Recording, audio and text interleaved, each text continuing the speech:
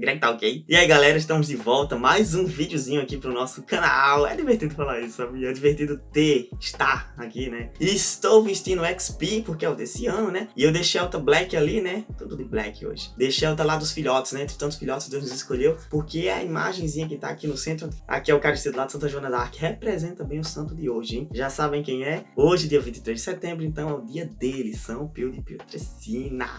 Vamos conhecer então um pouquinho dele, da sua história, né? Olha, ele é o santo mais moderno, mais atual, né? Contemporâneo, pertinho da gente. Ele foi canonizado nesse século, né? O Brasil sendo pentacampeão ali em 2002. E ele foi canonizado naquele ano, né? Faz o quê? Vai fazer 20 anos ano que vem, né? Que festinha legal. E ele, ao mesmo tempo, é gigantesco, assim, suas manifestações, suas habilidades, né?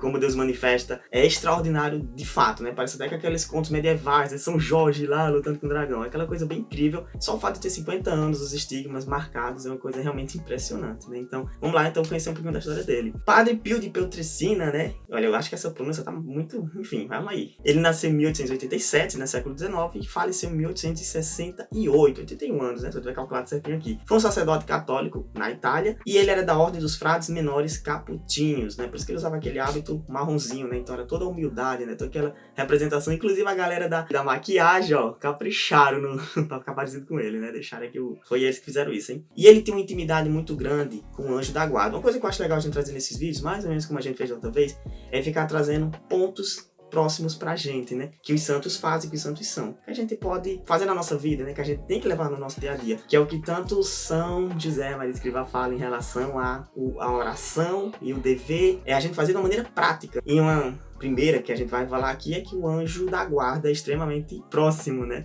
Nosso, e era muito próximo do São Pio. Então que a gente possa ser assim, né? Que a gente possa querer, né? Ter nosso anjo da guarda realmente como um grande amigo, um best friend, né? Até porque ele sempre tá junto, ele sempre tá pertinho. Ele falava como que se a pessoa fosse se comunicar com o anjo da guarda para chegar até Padre Pio, né? Não tinha WhatsApp na época, né? Mas Padre Pio até dizia assim, ah, não manda carta não vou ler e tal. Fala com o anjo da guarda para falar comigo, né? Olha que intimidade, né? Há um outro ponto muito marcante, né? Acho que todo mundo sabe disso, em relação a confissão, né? O sacramento da confissão. São Pio de Pietrelcina é um santo muito forte nisso, né? Ele é meio que considerado uma espécie de apóstolo, né? Era muito marcante nele essa parte que se dedicava horas e horas, 14 horas do dia. Ganhei 14. Ele realmente se preocupava muito com isso, porque ele sabia que era a maneira mais eficiente e mais maravilhosa que Deus tinha para poder estar junto com a gente. Olha aí os fiéis chorando, né? A confissão é isso, né? Ação e caridade, mais um ponto importante na vida dele, importante pra gente também.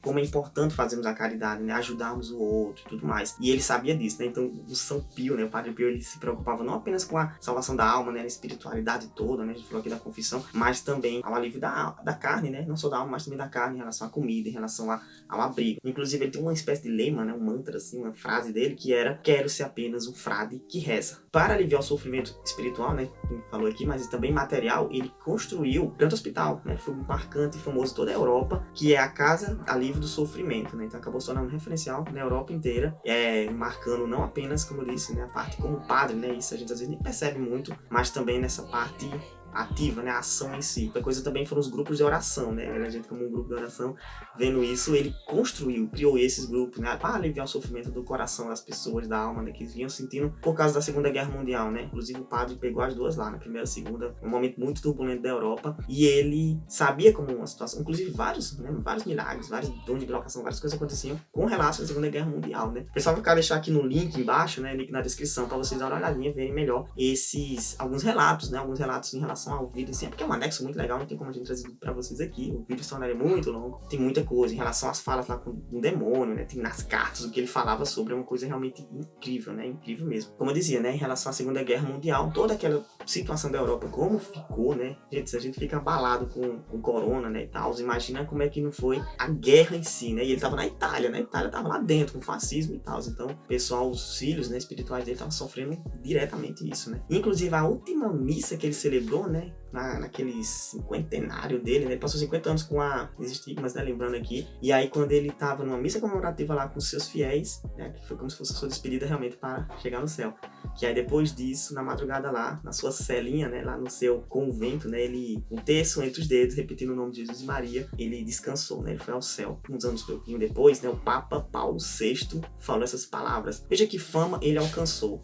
Quanta gente de todo mundo ele reuniu em torno de si. Mas por quê? Porque era um filósofo? Porque ele era um sábio? Porque dispunha de meios? Não. Mas porque rezava a missa humildemente. Confessava de manhã à noite. Era, difícil de dizer, representante estampado das estigmas de Jesus. Era um homem de oração e de sofrimento. Realmente resumiria bem o que foi, né, a vida de São Padre Pio de Pietrelcina. Ele pode ser considerado santo apóstolo dos sacramentos da confissão, né? Como eu falei isso, né? Então a gente até pode rezar para ele, né? Pedindo realmente um auxílio, pedindo uma ajuda. São isso, né? São amigos nossos, né? Que é a minha brotherzinha, minha bestzinha. A gente tem que tratá-los como amigos, né? Pessoas próximas a gente, para nos ajudar realmente nas batalhas. E aí você tem dificuldade com confissão, você tem aquela coisa, vergonha, não sei o que, não quer se confessar, ó, chama lá. No filme lá, filme bem explicado da vida dele, mostra, né? Inclusive, confissão, ele confessa Karol Wojtyła, né? O Papa, futuro Papa João Paulo II.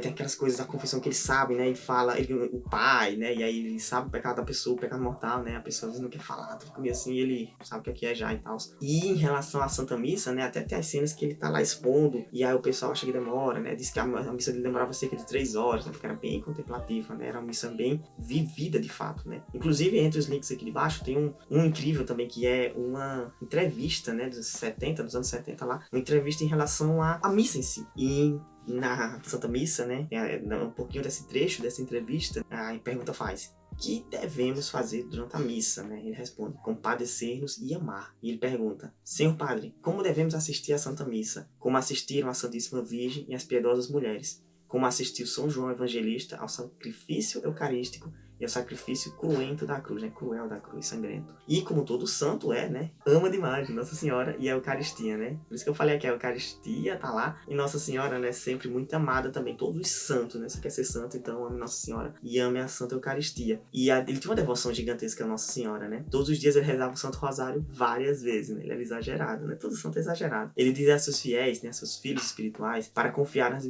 suas misérias para a mãe, né? Porque a mãe é a melhor pessoa que vai saber lidar com as nossas fraquezas, com as nossas dificuldades, né? E uma frase aqui dele: se o demônio não dorme para nos perder, Nossa Senhora não nos abandona nem um instante sequer. Então, né, como eu falei, para finalizar aqui as partes extraordinárias da vida dele, né? Ele passou 50 anos com os estigmas, né? Alguns santos também receberam esses estigmas, né? São Francisco de Assis, por exemplo, Santa Rita recebeu, né, na testa, uma furada, na coroa de espinhos, mas ele recebeu os 5, né? No peito, tal, nas mãos e pés, e isso durou a vida inteira, né? 50 anos de vida, né? Desde 1918 até 68. E aí,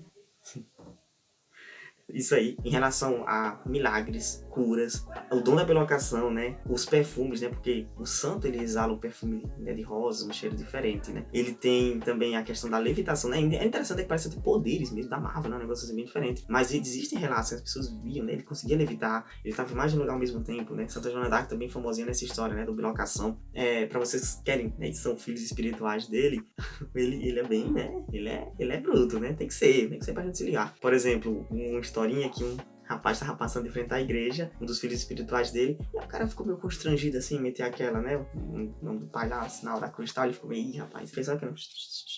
E aí ele escutou uma voz lá, São Pio gritando: covarde! Diga aí essa resenha. E aí o cara depois, né, Padre Pio conversando com ele. Isso à distância, ninguém se viu, no outro canto, né? Depois o Padre Pio disse: na próxima vez eu vou lhe dar um tapa. Outro caso, o cara dormindo lá, de boas, ele disse: cara, eu vou rezar aqui deitadão, né? Já tô com preguiça, Deus tá vendo. Rezou deitadinho, o que aconteceu? O Befa, cara. E aí, como eu falei antes também, ele é tão santo, né? Ele era tão extraordinário que o demônio ficava perseguindo ele, né? É até assustador isso, e de várias formas, de várias maneiras, se disfarçando. Entrou já no confessionário, atacava como um cachorro, né? Como uma besta, cachorro com fumaça, se disfarçava de mulheres para seduzir. Então era realmente uma coisa de amigo dele, era uma coisa realmente bem assustadora. E ele sempre com o anjo da guarda, com Nossa Senhora, com os santos, né? Na defesa mesmo, porque ele realmente, né? Ele incomodava o inimigo, né? Parece até que é uma coisa de outro mundo, né? Parece até que não existe. A gente é acostumado, né? Sei lá, não vê o demônio sem fazer nada, e parece que não existe algo do tipo, né? Só que as artimanhas do demônio, né? É aquela raposa. Então, ter sido tão direto assim com São Pio só prova, só mostra o quanto ele realmente foi incrível, né? E aí eu acabei deixando aqui por último isso, acho muito interessante, né? Em relação ao conhecimento sobrenatural, né? das habilidades que ele tem, né, é ele poder saber coisas, né, saber coisas das pessoas, como eu falei em relação à confissão, por exemplo, né. E é dito, né, uma história que quando ele foi confessar Karol Wojtyla, né, o Papa Santo, né, João Paulo II, ele teria dito: "Vás a ser Papa", né, virá a ser Papa, será um Papa. O videozinho está acabando aqui, sigam ele, né, sigam Jesus Cristo sempre e sejam santos.